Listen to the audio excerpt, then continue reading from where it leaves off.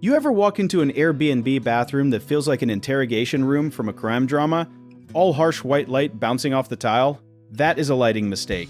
And today we are breaking down exactly how many lumens your rental needs so your guests do not feel like they are being questioned about a murder they did not commit. Lumens are just a fancy word for how much light a bulb actually puts out. Kinda like horsepower, but for your lamp instead of your car.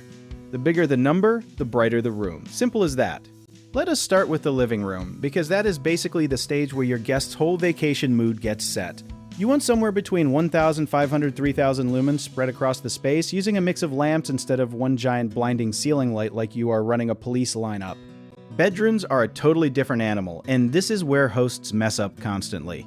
You want softer light here, somewhere around 1,000 to 2,000 lumens total, because nobody wants to feel like they are trying to fall asleep inside a hospital. Kitchens flip the script completely, because guests actually need to see what they are chopping unless you want a Yelp review that mentions blood loss. Aim for around 4,000 to 8,000 lumens over the counters and stove, bright enough to read a recipe, but not so bright it feels like an operating theater. Bathrooms are the trickiest room in the whole house, and here is why. You want brighter light near the mirror, around 75 to 100 lumens per square foot just for that vanity area, because guests are shaving, doing makeup, and judging their own face in ways they will blame on your lighting if it is bad. But the rest of the bathroom does not need that intensity, so a softer overall glow keeps it from feeling like a dentist office. This contrast trick, bright at the mirror and softer everywhere else, is basically the secret sauce professional designers use and never tell you about. Now here's a myth you have probably heard, that more light always equals more luxury. That is completely backwards, because 5-star hotels actually use layered dim lighting on purpose, since harsh brightness reads as cheap, not fancy. Entryways and hallways are the forgotten middle child of lighting design, but they matter because it is the first thing guests see.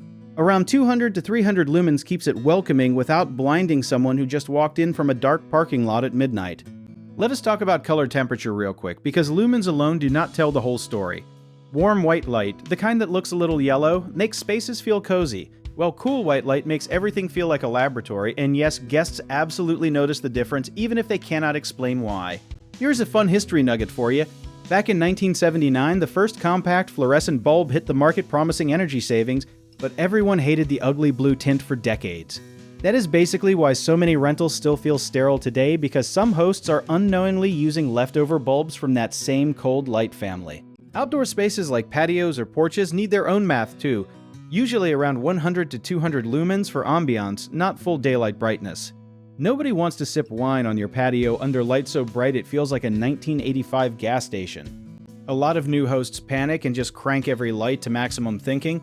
Brighter automatically means safer or nicer, but that is a rookie move. Guests actually rate spaces higher when lighting feels intentional and layered, not blasted like a stadium before a football game. So here is the real takeaway. Lighting is not about being the brightest, it is about matching the right lumens to the right purpose in each room. Get that balance right, and your reviews will start mentioning the vibe instead of complaining about feeling interrogated in your own bathroom. If you want to keep learning tricks like this to level up your short-term rental game, you know what to do. Check out our links in the description and see what else we have got for you.